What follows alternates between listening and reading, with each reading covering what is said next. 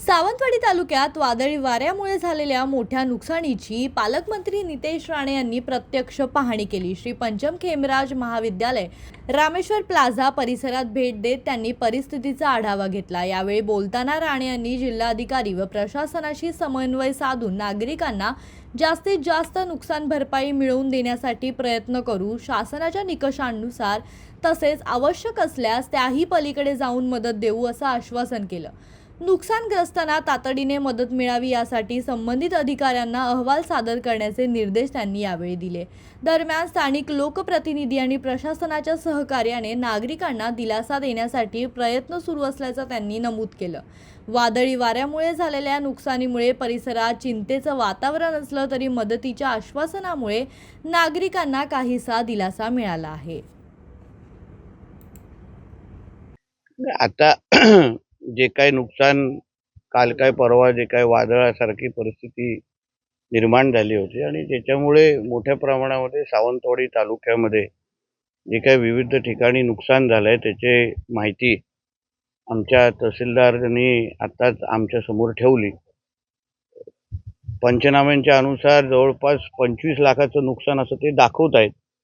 माझ्या दृष्टिकोनातून झालेलं नुकसान जे का आता पाहायला मिळतंय त्याच्यापेक्षा ते कमी असं मला तरी दिसतंय आणि म्हणून त्या सगळ्यावर मी कलेक्टर मॅडम आणि प्रशासनाशी बोलून जास्तीत जास्त नुकसान भरपाई कशी देता येईल जेणेकरून जवळपास 61 जागी नुकसान झालेलं आहे अशी माहिती प्राथमिक त्यांच्याकडे आलेली आहे आणि त्यानुसार शासनाच्या निकषामध्ये बसून जास्तीत जास्त कसं त्यांना मदत करता येईल। काही गोष्टी निकषाच्या पुढे पण जाऊन विचार करायला लागतो, कारण का सगळ्याच गोष्टी निकषामध्ये बसून देता येत नाही। शेवटी लोकांचं नुकसान झालेलं आहे, त्यांना आधार द्यायला पाहिजे, सरकार म्हणून मदत द्यायला पाहिजे आणि म्हणून आम्ही जेवढं जास्त मदत करू शकतो या दृष्टिकोनातून मदत करण्याची आमच्या सगळ्यांची भूमिका आहे।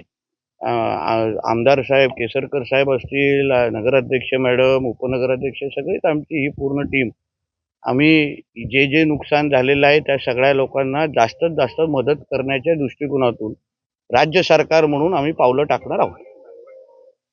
पावसात वादळी वाऱ्याने झाडं कोसळली आणि ही परिस्थिती पावसाळ्यात होते।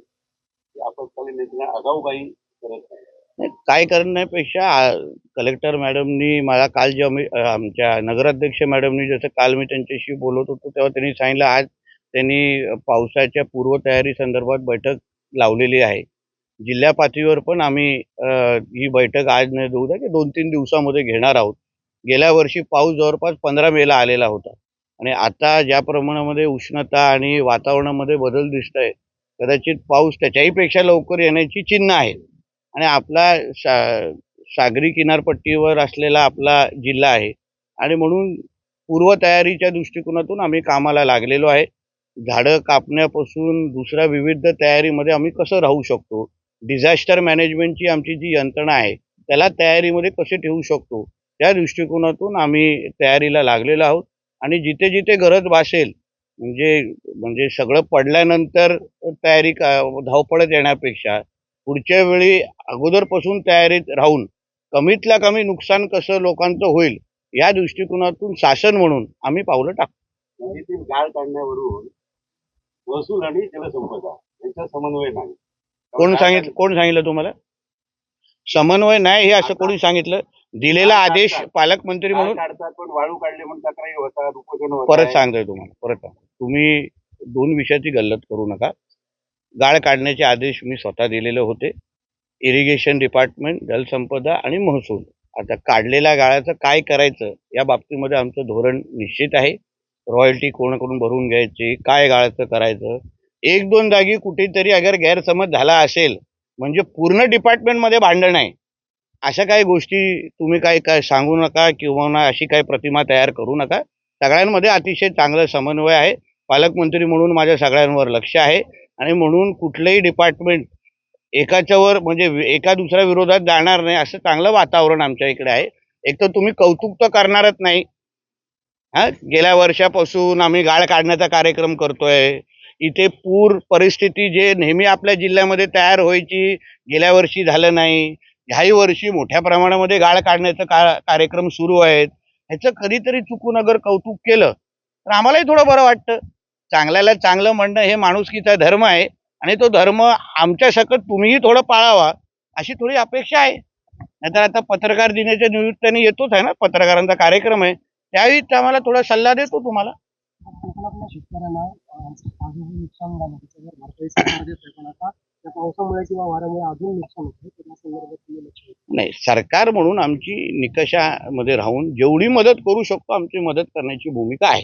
त्याच्यामध्ये आता शेवटी वातावरणामध्ये होणारे बदल हे आपल्या कोणाच्याच हातात नाही. म्हणून सरकार म्हणून जेवढी आम्ही मदत करू शकतो आम्ही निश्चित पद्धतीने मदत करणार, याच्यामध्ये काही दोन विचार नाही. पावसाळा जवळ आला, हा पर्यटन जिल्हा आहे, त्याचबरोबर वारंवार वीज पुरवठ्याचा लपंडाव सुरू असतो आणि पाऊस आला की झाडे तोडणे आणि त्याच्यात आणि चतुर्थीपर्यंत हा वीज पुरवठ्याचा होतो. त्यासाठी अगोदर आणि भूमिगत वीज वाहिनीसाठी काय प्रयत्न होणार आहेत का? दोन विषय, गेल्या वर्षीपेक्षा MSEBच्या कामामध्ये निश्चित पद्धतीने चांगली सुधारणा आहे. त्यांना जे सांगतो तुम्हालाही सांगतो, चांगल्याला चांगलं म्हणा थोडं.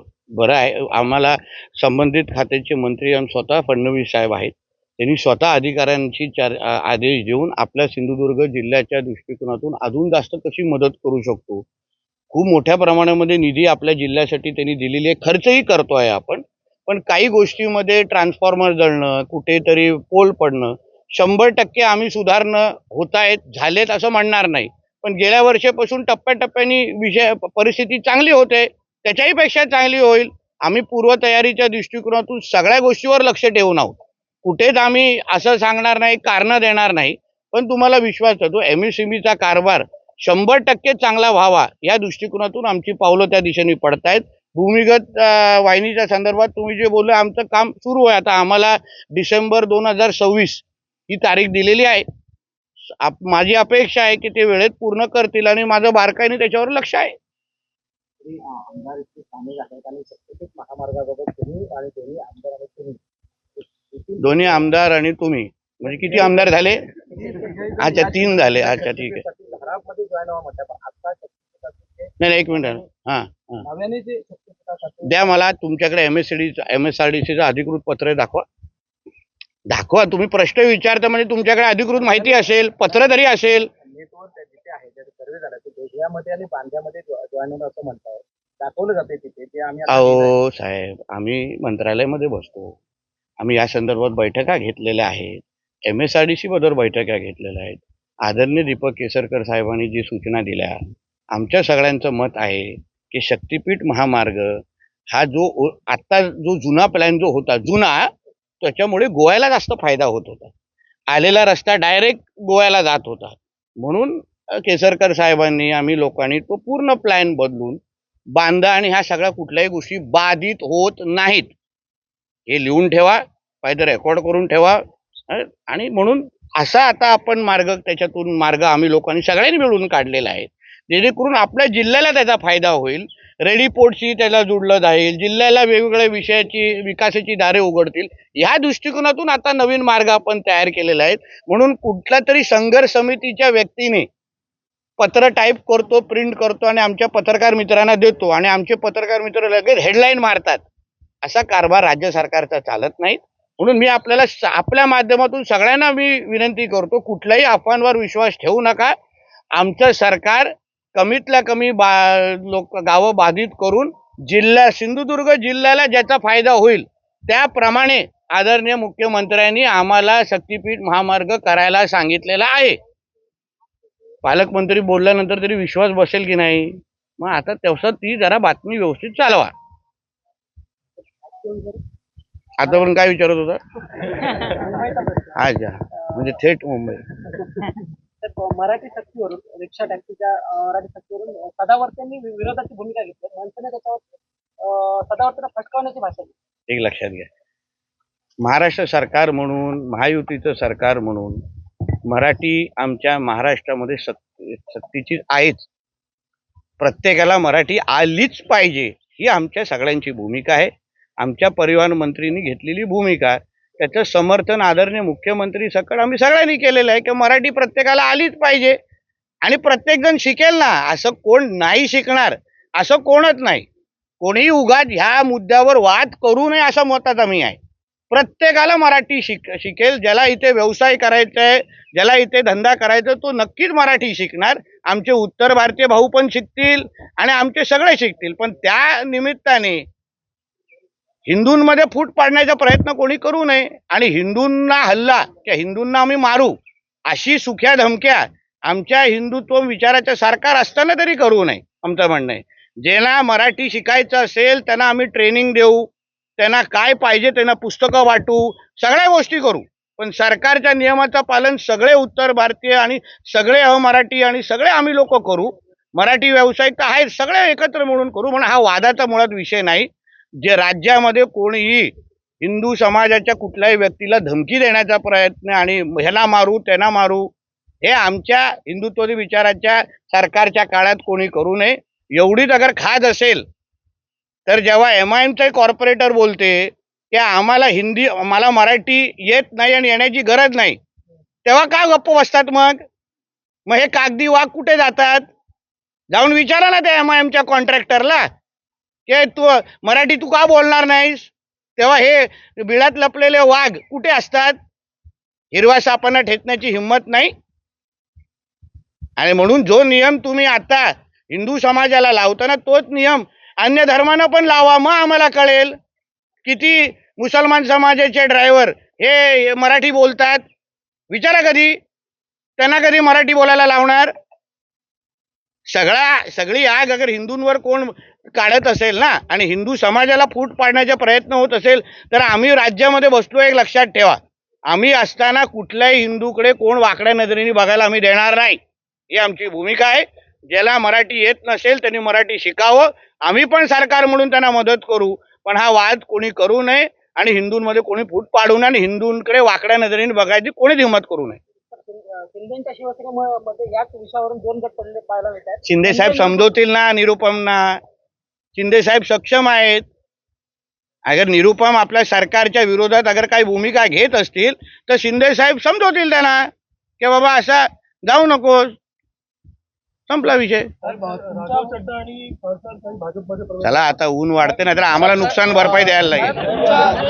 संजय राऊत म्हणतात की भाजप निर्लज्ज झाले. हा? संजय राऊत म्हणतात की त्या जे राज्यसभेवरती खासदार आलेले आहेत त्यांच्यावरनं संजय राऊत असं म्हणतात की चड्डा सारखे जे खासदार आहेत त्यांना भाजपने उमेदवारी दिली आहे किंवा भाजप त्यांना खासदार करत आहे. भाजप निर्लज्ज झाली. भारत निर्लज्जची व्याख्या काय आहे हे त्याला चांगल्या पद्धतीने माहित असल्यावर त्याला सगळेच निर्लज्ज वाटतायत. निर्लज्ज हे मातोश्रीचा 3ऱ्या माळ्यावर बसलाय. म्हणून निर्लज्ज काय असतो त्यांनी आपल्या मालकाकडे पाहून सांगावं. तुमच्या भूमिकेनंतर जिल्ह्यात MD फिजिशियन आणि सगळे डॉक्टर होते, मात्र खाली जे आरोग्य सेवा वगैरे पाहिजे ते पण भरू, चिंता करू नका. आता एप्रिल मे जून हे सगळे भरती करण्याचे हा सीझन आहे. सगळ्यांना भरती करू. उद्धव ठाकरेंनी संयम ठेवला. तुझं बरं आहे रे. पंकज मळे, जनशक्ती, सावंतवाडी.